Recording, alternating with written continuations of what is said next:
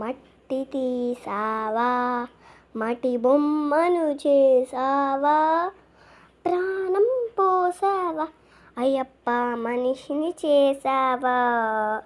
మట్టి తీసావా, మట్టి బొమ్మను చేసావా, ప్రాణం పోసావా, అయ్యప్ప మనిషిని చేసావా.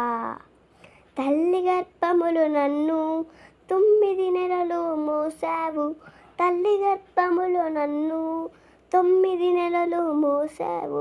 తిమ్మట నన్ను గుడిపై వేసి పువ్వులాగా తుంచేస్తున్నావు. మట్టి తీసావా, మట్టి బొమ్మను చేసావా.